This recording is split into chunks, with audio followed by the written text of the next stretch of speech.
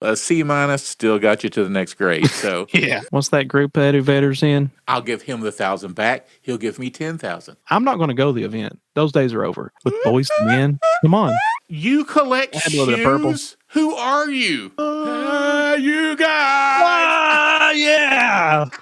We did it.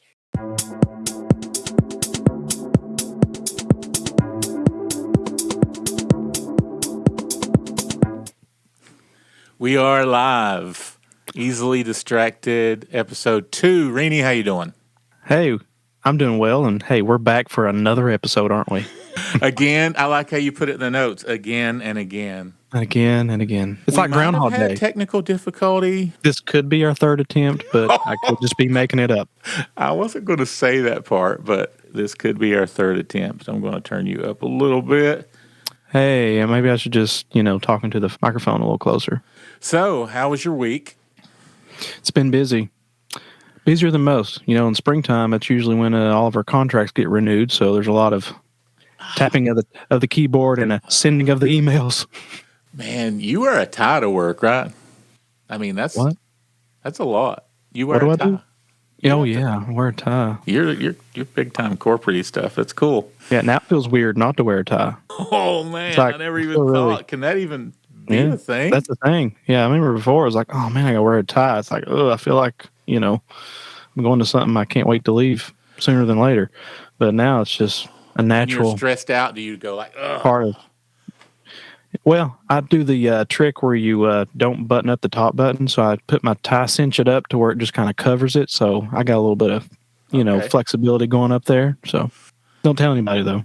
No, it's just between us and Teresa, our listener in Wisconsin. Yes. Hey, Teresa. How you doing? One listener. All right. So anyway, this is our third attempt to get this episode out, and we're going to do it. It's going to be awesome. I'm really excited for success today. Yes, and I'm ready to hear about your homework assignment. Oh, yes. Okay. Yeah, we do need to talk about that. Pure Country. I said that I would watch it because you bragged on it so much. Mm-hmm. And I did watch it. I watched the whole thing. I forget how long it is. I think movies were longer back then. But anyway, I watched the whole thing. The arc, the guy who loses himself and he finds himself and there's a girl. The bad guy is super overtly, bad, just comic book bad. And the physical transformation for George Strait or Dusty. Yes, he was. He's got the beard and does he have like a pigtail or something? Ponytail. Yeah, ponytail, man. Yeah, well, by the end of the movie. His hair looked perfect, except there was a mysterious ponytail, Yeah, but by the end of the movie, he's classic George Strait, all smooth-faced and... Yeah. Isn't he going to be like in Hyman, like next month? What? No, that's Clint Black. That's Clint Black. Wrong cowboy hat wearer. George Strait, Clint Black, I mean... But in the beginning of the movie, did you hear the little kid singing? Yes. There was a little kid singing through the opening credits. Yeah. Well, did you know who that is? Well, it was him, but I mean, no, I don't know. It's George Strait's son, Bubba. He's a little kid. He's singing that intro. Oh my God! Hey, that's awesome! Like, hey guys, they want me to make this movie, so probably those other people were. There had to be some cousins involved. I'm sure, but you can tell when you listen. If you go back and listen to it, because I know you will, you can tell the kid singing, and he's kind of almost laughing in his singing because I'm sure his dad, George Strait, is just right there looking at all proud dad. He's singing on my movie. That'd be cool. I get that. Sure. It was pretty cool though. It was classic. That era. What was it in the early '90s? It was '92. Yeah, classic. Had just the vibe, the music. Kind of had Western music. You know how Westerns had that certain kind of music in the... Well, I mean, it had country, but, those in-between transitional things was... Yeah. Cool. That's the genre. It's Western romance. Not Western romance. It's Western, romance movie. That fits perfectly. I watched it, and it makes me wonder how many other country music singers or anybody, musicians have been in movies that I don't know about. There's got to be tons and tons, really. like just popping in a movie. Like Yeah. when Well, who was the dude from the Rolling Stones? Keith Richards. He was in yeah. one of those pirate movies. Pirates of the Caribbean. Yep. Yeah. See, you have those details, Renny, and I have like just vague big pictures. You know that one guy from Rolling Yeah. Stones in that pirate movie? Hey, I love my movies. Now, it could. I may be wrong though. I thought he played Jack Sparrow's dad. Yes. Okay. And Jack Sparrow kind of based his character off of him originally. Right. Yes. Ugh, that's See, weird. you do know a lot. You do know some tidbits about movie. I try. But anyway, yeah, I did. I watched it. It was cool. I recommend everyone, go check it out and go watch the other episode because that's when we really kind of dive into it because you blew me away with what was going on. I mean, you're like, this song was written for what? A movie. I'm like, what? Yeah. That would have been Toby Keith, Beer from a Horses. But if you want to hear more about that, please listen to episode 1. And the one, Reba McEntire was in. Oh, Tremors. I didn't know that either. Not the It's first. very, was it like what? the Tremors 5 or something? No, it was the original classic Tremors movie. Wow. Shotgun wielding country music singer. You know, this is just a Reba thing because my wife loves Reba. But she had a TV show that was super popular. Well, she's about to have another TV show on NBC. She's filming I thought I seen something about that. Yep. So I don't know if you're a Reba I've got fan. your speaking of country music singers that you like, Dolly Parton. Yeah. I've got your shirt ordered. It's on the way. So hopefully by the next episode I'll be able to show it for the world to see and make sure you get it. I will wear a Dolly Parton shirt proudly. She almost came to Pikeville to the arena. What happened? They didn't. This is the dumbest thing in the world. Maybe I shouldn't say it this way, but the powers that be didn't think. She was super expensive, the most expensive they'd ever paid for anybody. But they didn't think that it would make money. They didn't think it would sell out. The numbers didn't work, and it would have sold out 5 nights in a row. I mean, Well, they didn't present the right idea. It shouldn't have been just a regular old concert. It should have been, like the what was it, the Dixie Stampede or the Stampede. Wait. Have that thing going on in the arena, and then she can be on the stage singing, but you have the Stampede going on, the horses, and everybody's bringing in food to the audience. It's been a great time. Oh, I get it, because she owns Dollywood. Okay. Ta-dun. Okay, so enough about Dixie Stampede. You kind of threw me for that. It's the Stampede. Okay. Oh, it's not because she bought it. No, she took the Dixie. We don't Dixie. We don't Dixie. Okay, but we Stampede. Okay. I was wondering. It's only a matter of time before the Dixie Chicks. They're the Chicks now. It's only a matter of time till you can't say Chicks. So. Yeah, and that's like one of your favorite words, isn't it? That's like instead of them or they, you're always like, hey, Chicks. No, I talked to my wife about saying Chicks, and she said that. It's no big deal. She said there's all kinds of stores, 2 Chicks Bakery and 2 Chicks, that right. It's like a cool thing, like dude. She said it's the female dude. So no offense. No offense. And I had that similar story when you was telling me about that earlier about saying, hey, you guys, I started overthinking it. I was having a meeting, a couple of females. I'm like, so you guys good with that? And I'm like, now you're like, wait a minute. They're not guys. I know. It's weird. We just got to kind of roll with it. I will tell you something crazy, though, that happened last night. Because I dream a lot, but I dream like regular things. Like I literally will dream that I went to the store and bought some cereal and came back home. And there's nothing weird about it. Like the car was normal, the red lights. And so the next day, Terry's like, hey, did you get the cornflakes? I'm like, yeah, they're in the fridge. And she's like, no, they're not. Wow. No joke. But last night, I dreamed that there was a show that I was playing. I was playing keyboards, and I didn't know any of the band. And and the show is getting ready to start. And so I walk up and I'm like, where's my keyboard? And they're like, man, you never got it out of the whatever. And so I take off running, and I'm hearing the music in the background. It started. But luckily, it's like Elvis or something. Ba-da-ba, ba-da. They're waiting, And I run and get the keyboard. Somehow I can hold it like it's a keyboard on a computer. And I'm trying to get up there, and people are in the way. And everywhere I go, I'm getting blocked by people talking and drinking Oh, champagne. classic struggle. Yeah. And I get onto an elevator, and they're like, the only way you can do it is get on the elevator, go to the top floor, go across the roof, and come back down, and it'll pop you out right beside your keyboard rig. I get on the elevator, I hit the up button, and the elevator starts going up, but the roof doesn't, and it starts squashing me, and I'm like, Whoa. and it gets me down to like a foot, and I'm like scooting out. I scoot out and barely make it in the nick of time, and I wake up scooting out of my cover. I'm like my legs are hanging off the bed, and I'm scooting out. I mean, wow. So, that's pretty complex. Dude, it was crazy. And, that feeling of like the song is starting and I haven't hooked my keyboard up was real. When I woke up, I was more concerned about not that my gear wasn't hooked up than I was being crushed by an elevator. I have a relatable dream. Let's get into that because not as complex as yours maybe, but I have this reoccurring nightmare, okay? Let's call it that. Yeah. It's a reoccurring nightmare. It's a fear. Okay, I'm asleep. I'm dreaming. I'm at a show. I'm on a drum riser. Yeah. And I'm playing, and I can just feel myself like the drum throne is just inching closer to the back of the drum riser. And this is a pretty high drum riser. This ain't your 6 or 8 inch drum riser. This is your 2-4 foot drum riser, which is what I prefer, by the way. Yeah. When I'm playing music, I want to be on a drum riser. Yeah. For audio purposes, for the visual effect. Anyway, back to the dream. The nightmare. And I'm playing, and I can just feel myself.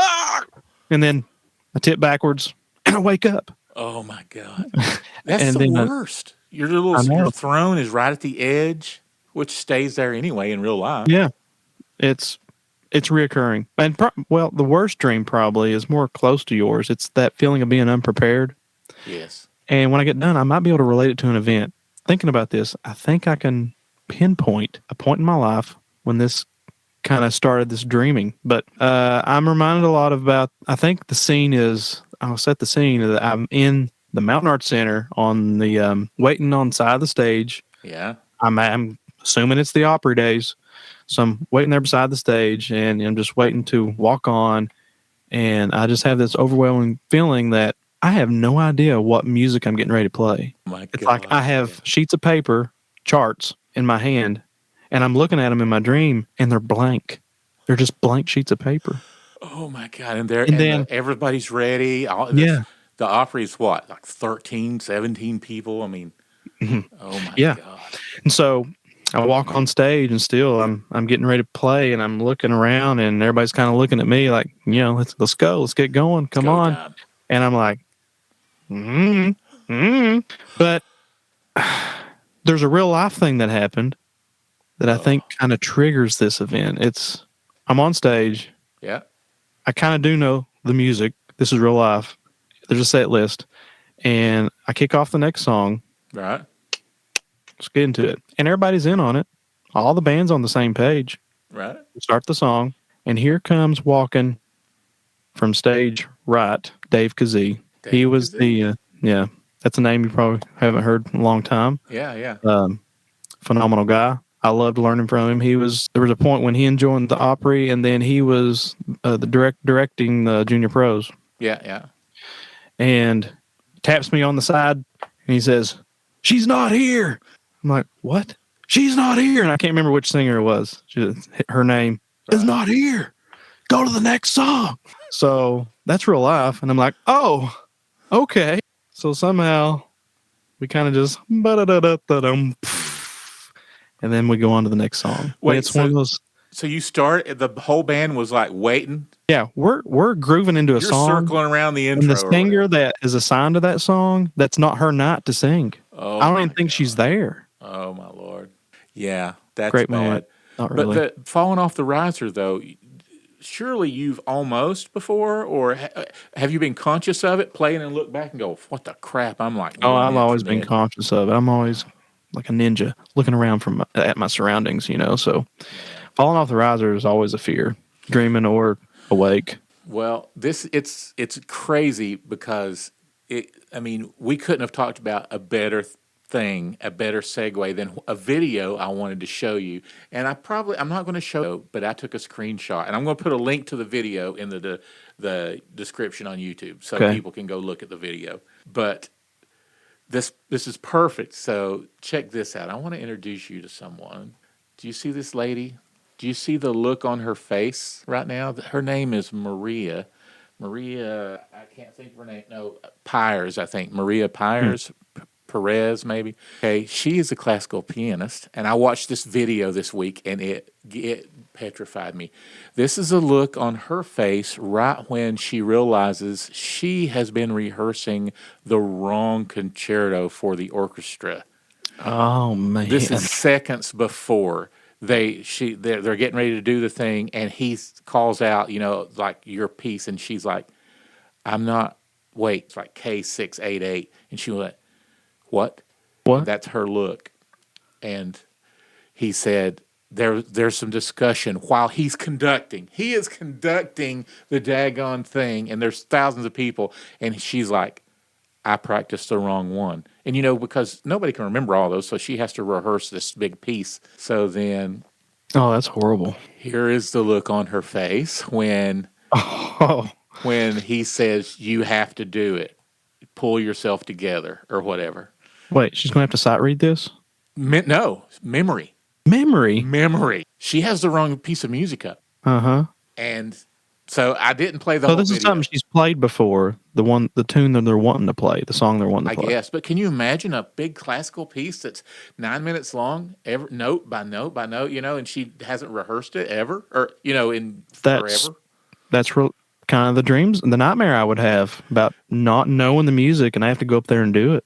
Dude, the look, I couldn't believe the looks on her face, and so she said she starts trying to remember it, trying to remember what they're even talking about, because it's just a number, K688 instead of 677, I don't know. And she said she just tries to focus, and he says, "You're do it," And so she closes her eyes, and it comes to the thing, the orchestra goes down to the thing, and she starts playing it. And he says she played it flawlessly. But wow. Anyway, definitely 100%. You guys go get in the description, click on the link, and watch the conductor and her talk about it. Because if you're a musician, obviously we haven't been in that predicament, but in our own worlds we have been, for sure, just Right. like you just described. And Yeah. and I've definitely been on a piano and a singer come up and say, "My throat's sore, do this song in A flat instead of A," and that's just a lot, for me and my talent. But anyway, Maria, she survived. But I'll put the video links down in the description, so because you need to go watch, because you can hear like the panic in her voice, and you can hear the what did you do from the conductor, Yeah. Good stuff. Anyway, I need to check that out myself. And dreams. I mean, sounds like her situation turned out a lot better than my nightmares and real life stories. So, Oh, gosh, that's crazy. I'd love to hear if other musicians dream those kind of things before they go on stage, or just randomly, just the panic of playing. Yeah. Because we're not alone, Renny. that's good to know. Because misery loves company. Oh man! So just speaking of music, and I know I've probably I've talked to too many people about this, but I want to remind everybody, it's just only a few days away. But the Black Crowes have a new album coming out on the 15th, and I'm super excited. They haven't had a new album since '09, I think, of new. So material. when did you first hear about Black Crowes? Did you like, oh, there's a band called Black Crowes, let's check out their music? Or did you hear songs like, who is that? Yeah. How did that here's happen? the thing. I love what that people call them nowadays? They're a revivalist rock band, or a rock revival band. They're not a rock and roll band.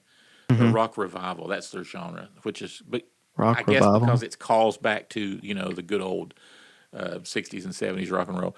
But the era when they came out, it was like dance music, and it was, it was just all this weird. There wasn't a lot of good rock and roll. And then when I heard Jealous Again, I was like, did I hear it? what? Did I hear a Telecaster and a riff?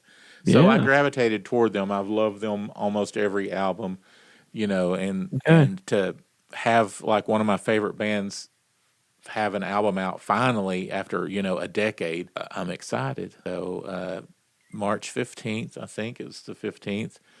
Everybody needs to go listen to. It's called Happiness Bastards, I think is the name of the Hmm. album. Hey, can you pull up a picture or something? Maybe I can pull up a picture. I can pull up. What do these guys look like nowadays? That's a whole thing in itself. Let's just see if we can do this. So the main two is the brothers, right? He's got Chris and Rich. Chris and Rich, and they. The thing is about them, they hate each other, and they have broken up several times. And they're the Black Crows, and then one of them had a band called As the Crow Flies, and he went on tour, and he did all the Black Crows songs. Well, the other brother, he put a band together called something else that sounds like Crows, and I went and saw them. The lead singer, Chris, right? He was, that's Chris, right? The lead singer? Yeah. I'm pretty sure he was on a podcast I subscribed to recently. Yeah.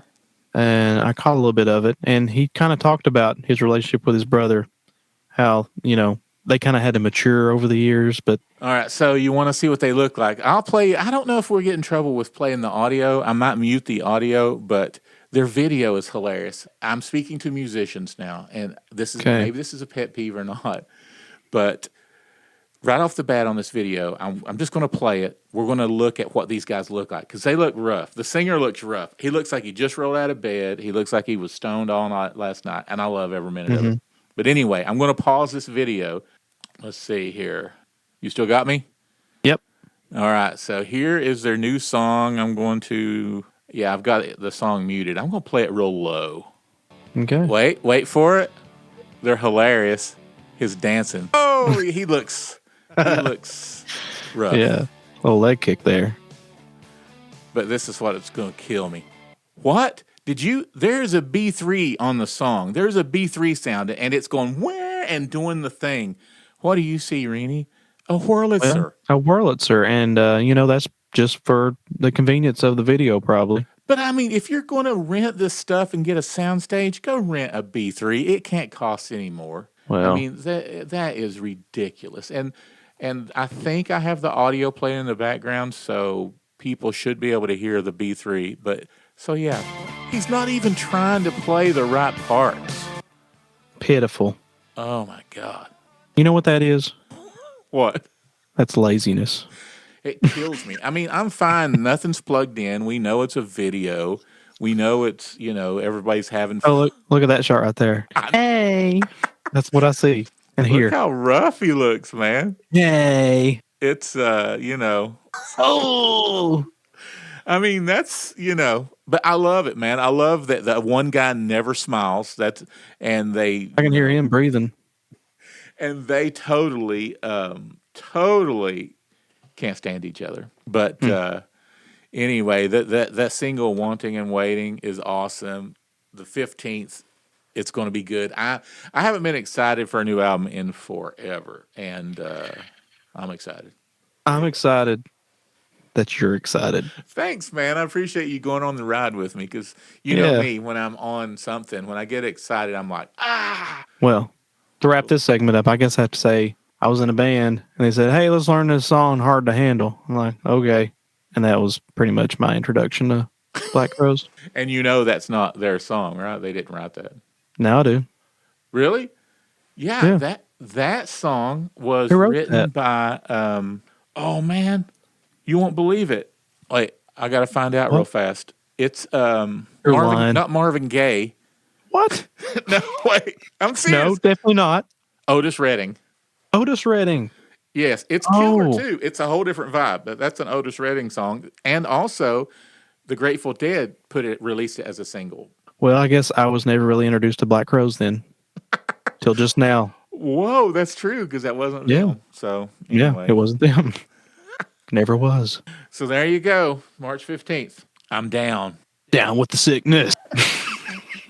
But anyway, I hope that rock and roll is making a comeback. I hope that, and we talked. I talked to you all the time about crazy stuff. But Pearl Jam's got a new song out. Black Crowes has a new Pearl Jam's has an album coming out. The Black Crowes has an album coming out, and someone else I just saw that were announcing the Rolling Stones came out with an album last year. That was awesome, by the way. The guy that produced Rolling Stones is the same guy who's producing Eddie Vedder. Oh yeah, well, that's cool. That's big time stuff. What's that group Eddie Vedder's in? Pearl Do you Jam? know? The Pearl Jam. Yes.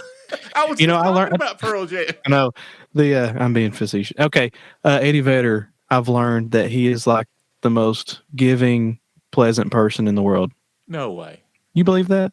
No. I heard it. This is like I thought he's full someone of who has first-hand knowledge of the guy. Maybe it's just with his celebrity friends. Maybe he's mean to his fans. I don't know. But I have heard from other celebrities that are close to him that he's very giving, and he gets into giving wars. Like somebody does something. If you gift him something, gifting wars. Yeah. Yeah, he'll somebody has gotten him something, maybe as recognition for him winning an award or, for his birthday. I don't know.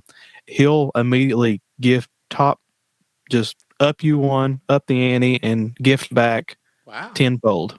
That's cool. Yeah. So I need to give him $100 if I ever run into him. Maybe he'll give me. Yeah, he will give you 1,000. I'll give him the 1,000 back. He'll give me 10,000. Okay.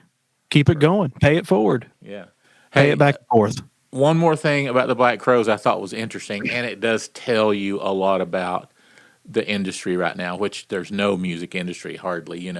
3 companies own all music, but they're releasing this and they're promoting it through their own label. So it's basically a self-funded.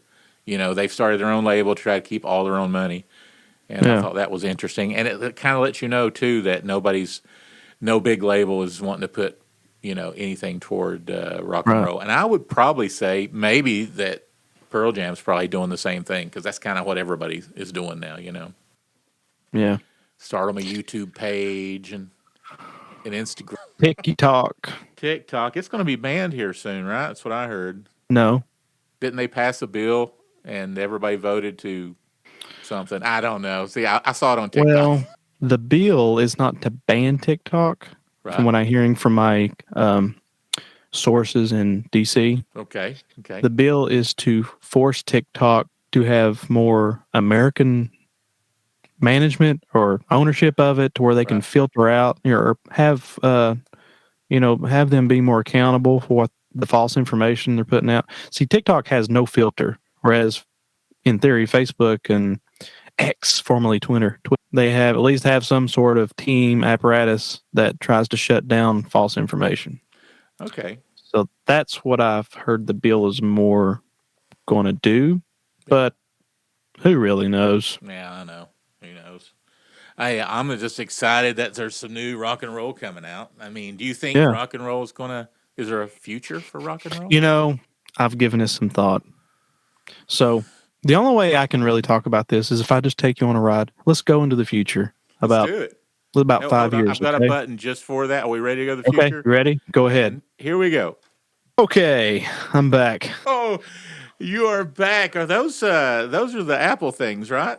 Yeah, Apple Vision. And this is the future of rock and roll. Wait, I'm going to put some delayed. Roll. Rock and roll. So I'm 5 years in the future.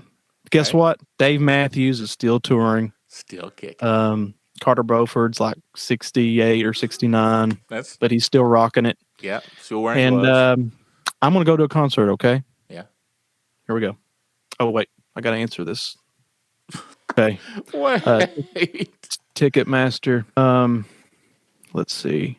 Oh, virtual, total immersion, immersive virtual concert. So sounds great. You're just sitting on the couch. So I'm going to Ticketmaster, and I'm not going to go to the event. Those days are over. I mean, you can still go, I guess. There'll be a built-in crowd, but now instead of artists, selling out 20,000 in an arena, or 50, 60,000 somewhere. Well, now you can sell out 1.2 million tickets because you've got people there. You got people here. So I'm going to go Ticketmaster, select my virtual option, and boom, I'm on my couch. Hey, I've picked out my Vantage Point, and guess what? I have the premium package. You know what that means? I can switch my Vantage Points. I can be over the drums, bird's eye view. I could be side stage. I could be like a little birdie on the sound front of house guy shoulder, just watching the show. Oh my God. You could make it like a game, and you could be on the snare, avoiding the snare hits, the stick coming down. Yeah. It's awesome. Honestly, you really could do this. I mean, virtual concerts. You could just virtually go and not have to drive. Right. And you know what's really scary, though? There's a whole other genre now, post-mortem concerts. Oh my! Guess what? So we 3D model? Yeah, it's all in here. And there's, this crowd would definitely be all virtual, but there's still, it seems like you're in a crowd, you're looking around, you're there, it's immersive. And guess who's getting ready to walk on stage? It can't be Stevie Ray Vaughan. Tupac. Oh, wait, come on. They've kind of already done it. Do you remember that about 10, 15 years ago? They did like this mirage image. What do you call it? Hologram. Yeah. Well, the seeds are already there. And guess what? This connects the dots. This brings it all to you. So honestly, are you going to be one of them guys that operates their life in one of them? What do you mean? I'm already there. I'm getting ready to go. I'm literally going to a concert tonight. You want to join? Just add you. There. I sent you the request. The invite. Honestly, I'm serious. This is. I don't think we're more than 5 years off from this is the real deal, and we're probably not more than 5 or 6 years off for the Dead People concert. You're right. Post-mortem, postmodern, post-mortem, Post Malone. Okay. Well, I'm going to come back to reality. Okay. All right. Let me hit the button. That was exhilarating. That was a journey. The future of rock and roll, as seen by Renny Hall. Oh my God! I can't believe you brought up Tupac. Well, it's a hot ticket in virtual land. Nice. Well, it would be cool to be able to pick any year of music, any musician. Yeah. Oh man, Stevie Ray. The source materials, any previously recorded live concert, can be developed into a total immersive virtual concert. I'm down. Okay. I would dig that. I'll meet you there. So what do you think was the best, decade, year of music? Oh, here's the thing. I used to hate the 80s. During the 80s, I hated 80s music. And I don't know if I've just grown up always not liking what's popular, I don't know. But during the 80s, I couldn't stand all the new wave, and there was no guitar. There was, but 70s are so good. There's no way I can pick. I love the 60s. I tell you what I don't like is, no, I can't, because it's one of your favorites. What? We talk about it all the time. You love that pop duo. I mean, that pop, that kind of thing. I can just say I can narrow it down to the specific year. You can narrow down your favorite music, like your favorite, to 1 year of your life? Yeah. You could just stick me in this 1 year and I'll just listen to all the new releases over and over again. What is it? It's probably a playlist I have. I got to know.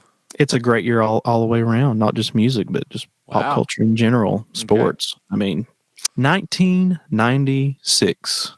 96? Specifically. Best year for music. You got to prove this to now, me, because I can't think of a single song. Well, I have appreciation for all decades of music. You got to, if you're musicians in some respects. But for me personally, nostalgia makes me feel good. What reminds me of, the good old days for me. Yeah. I just turned 40. And I got to say, 1996 really takes the cake for me. Let's take a look at some of these Billboard Top 100s, okay? All right. Oh, 96. Right off the bat. One, take it or leave it. Macarena, Los Del Rio. Anyway, number two. Yeah, that was Top 100, 96. Number two holds a special place in my heart. One Sweet Day. It's the collaboration of Mariah Carey and Boyz II Men. I have no recollection. Oh, I had the single. I rocked that in my Sony Walkman every moment I could. It just, such a good ballad. And the sweet harmonies of Mariah Carey and her range with Boyz II Men. Come on. That's it. You nailed it. Let's look at some others, okay? Oh, Always Be My Baby, my Mariah Carey. Give Me One Reason, Tracy Chapman. Didn't we Give talk me about one Tracy Chapman last episode? Yeah, we talked about that. She's I great mean, now. she's relevant again. She's making money off that fast car again. Alanis Morissette's on there multiple times. Ironic. Keith Sweat, Twisted. Come on. You can't get enough of some of this stuff. Dude, I've heard of like two of the songs you mentioned. Well, So here's a double banger for you. Follow You Down, Till I Hear It From You. Those are two separate songs by the Gin Blossoms. man, I liked the Gin Blossoms. They were pretty good. They were like in a lot of movies, right? Sure. They had a couple of good hits there on the top 100 1996. Goo Goo Dolls are on there. You got Jewel, Matchbox 20. You got the Smashing Pumpkins, Collective Soul. And Anyways. that is like, you know what's weird? Do you know of anybody that covers those songs? I do. Well, that's true. That is true. In the old Dempsey and Hall. Just think about it. 90s is the new classics. People are starving for that, you know. That's crazy. The middle-aged folks now going out, you know, wanting to have a good time or wanting to hear that 90s, 2000 pop rocks, man. That's true. And, you know, everybody at the senior homes wanting to hear the classic 70s now. You can, people who want to hear the classic 70s are like in their 70s at this point. I mean, yeah, that's true. The 90s are still coverable. You know what I mean? They're still like chords and coherent. So, you know, like, can you imagine people trying to cover new music, the new top 10 on the Billboard, the TikTok songs?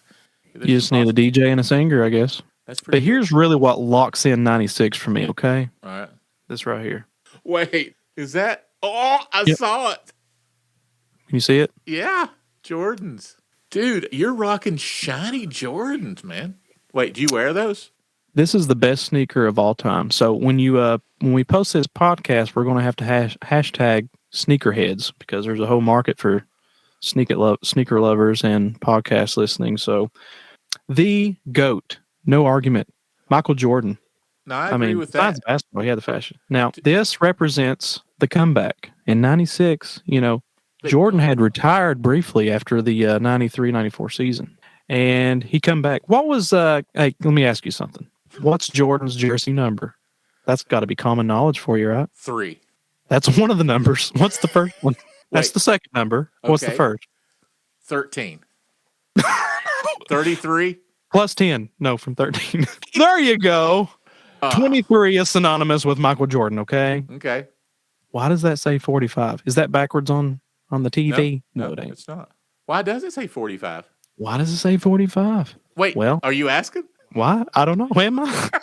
After the first retirement, they retired. I mean, yeah, he got his jersey retired. And he went and played baseball.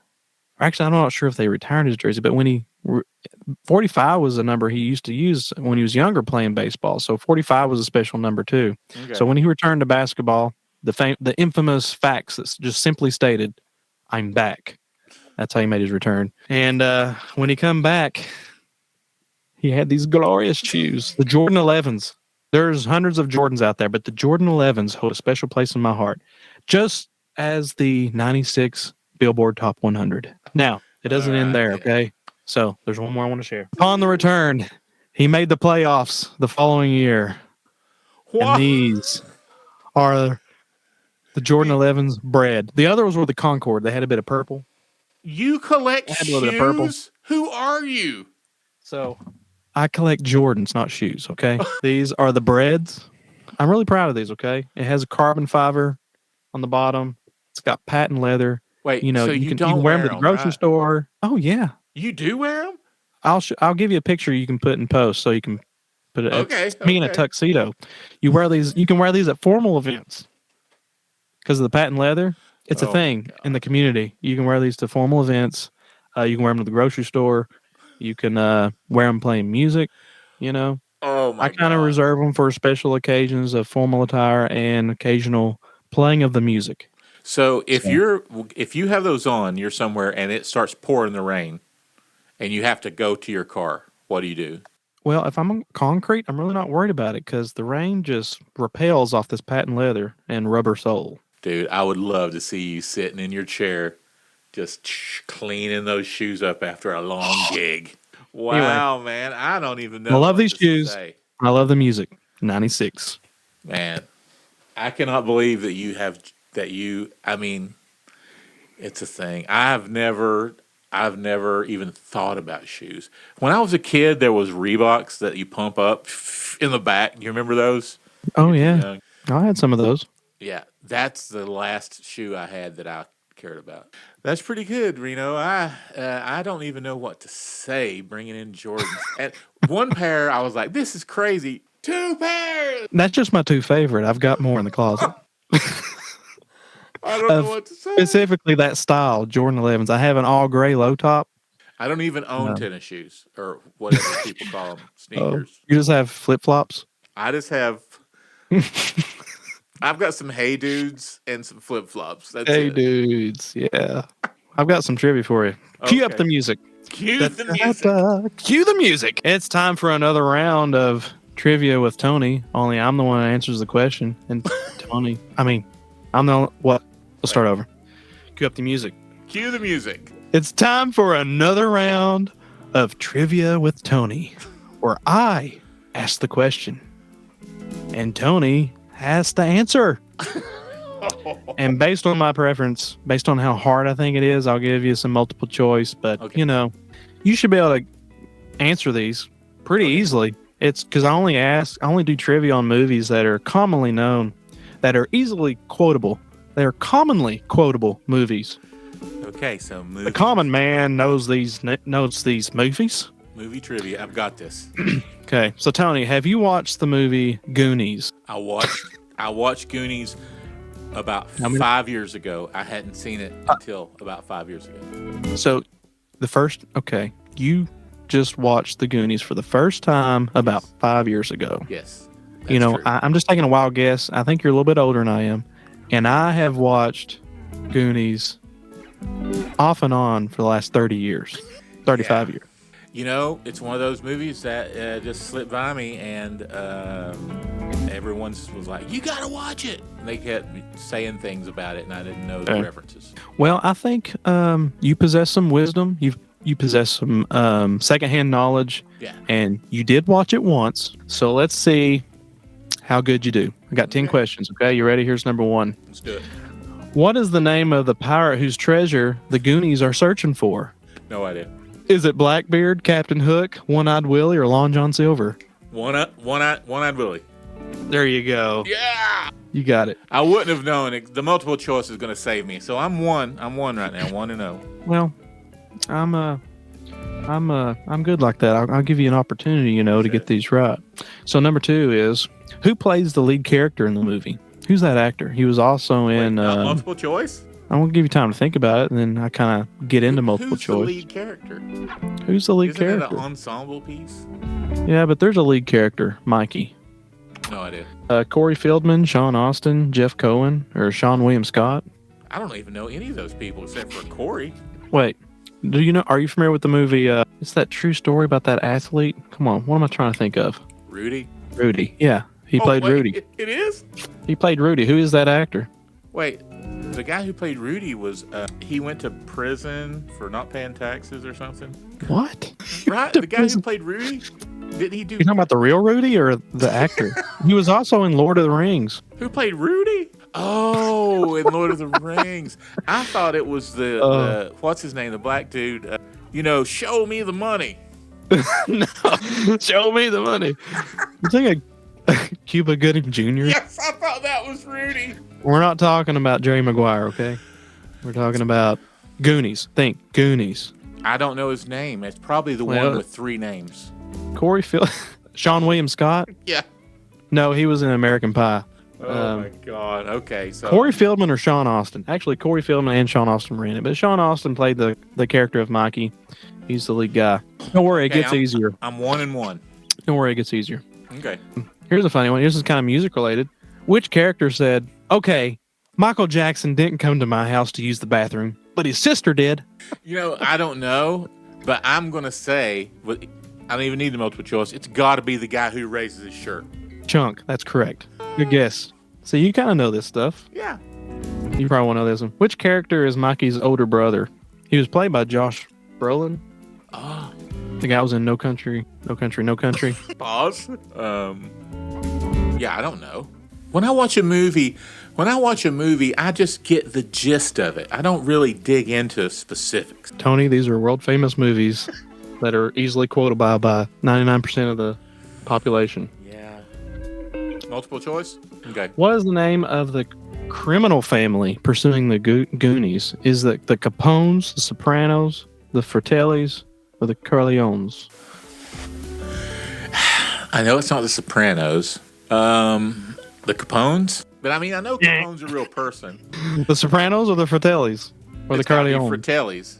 Yeah, that's it. The Fratellis. I was saying Fratelli, but Fratellis. Fratelli. The Fratellis. You know, I don't kind of really a quick remember R, I the think. criminal element chasing people. Is that the... I can't really remember. That's kind of the thing. You probably should rewatch this movie. I'm like a Cliff Notes kind of guy. Like somebody says, "Have you watched The Goonies? What's it about?" And I go, "It's a bunch of kids. One guy raises his shirt. There's a guy with a weird face, and it's like in San Francisco. Is it in San Francisco?" That's interesting because we've got some trivia questions that might help you narrow that down. Okay. Who directed The Goonies? Was it James Cameron, Steven Spielberg, Richard Donner, or Ridley Scott? Man, I'm gonna say it's a Spielberg movie. Final answer. Now, I'll give you partial credit. Steven Spielberg wrote the movie, but it was directed by Richard Donner, who also directed some of the Superman movies, like the 70s and 80s Superman movies. The Donner Party? Donner Party. That's from a movie. Hello, Donnie Party 4. In what state did the movie The Goonies take place? Well, multiple choice. You can remember the scenery. Can you remember the scenery? What state did it remind you of? What did you see? I was thinking that there was there was hills. A lot of the roads went Hills. up and down. Okay. It was mountainous terrain. Okay. It's not Colorado because there's an ocean, right? Because there's a ship. Okay. There's an ocean and mountainous terrain. It's got to be like Oregon. Oregon. Ding, ding, ding, ding, ding, ding. Oh, thank you for walking me, holding my hand through that. What? You know that guy you said looked funny with the funny face? Yeah. Interesting fact, he was a former NFL player, I think for the Raiders. His name's Sloth. Okay. What is Sloth's favorite candy bar, which plays a role in his bond with Chunk? You going to give me multiple? Is it a Snickers? Is it a Baby Ruth? Is it a Milky Way? Is it a Twix? Ooh. So you would have Now, this is a very popular scene. It is? Yeah. You would have to think it's like E.T. where they brought in not M&M's. What's those other ones? Little peanut butter ones? Reese's Pieces. Reese's Pieces. Yeah, yes. So they brought those in because, it helped the company, Mars. Oh, Snickers has been around forever. What would help? But then again, maybe it's not. I feel like I want to say Twix because I don't know how long Twix has been out, but I'm going to go with Baby Ruth. Yeah. Pretty good. All right. One final question. All right. And again, it's about Sloth. And if you don't know this, you need to rewatch the movie tonight. Okay? Well, can't confirm I know. or deny. Well, this weekend? Okay. At the end of the movie, at the end of Goonies, Sloth triumphantly says his classic line. What is that line? This is an essay question. Here's the thing. I will know it as soon as you tell me. Right. As soon as you list it in the multiple choice. Okay. Because I don't have multiple choice. This one's essay because you should know this. Oh, you just said that. What's the line? It's 3 words. Hold on. It's coming to me. Wait. Who is it? Sloth? You guys! Yeah! We did it! You got it! Nice! Oh, yeah. Well, that's pretty good. I mean, I need to be called out with my... Yeah. Maybe that got you interested in maybe revisiting that movie. I could see watching that. I'm sure Terry would like to watch it. They're getting chased by the Fratellis. It's a kid adventure. I remember it being like holding up and being very, just classic 80s movie vibe, and the quality was good, Okay, I think I did pretty good on the trivia. You can bring me some harder stuff because, in my world, Virgie High School, a C- still got you to the next grade. So yeah. Well, I like kind of working through it, maybe at first you didn't know the answer, but we kind of just, worked through it. Yeah, and I channeled it. As you were talking, I channeled the info. You definitely passed the test. Nice. We'll bring it on next time, episode 3. I Oh, can't we'll. believe it. Our time is up, Reno. We have done episode 2. So Easily Distracted, episode 2 is going to be on YouTube, the video and all that. And also we're working on just the podcast versions. And I think I'm ready to cue the music. This episode 2 in the bag. I'm going to go put on my Jordans and go listen to my 1996 Spotify playlist. Oh, my God. Perfect, man. All right. Well, we'll do this again next week. See you in the future. See you, buddy.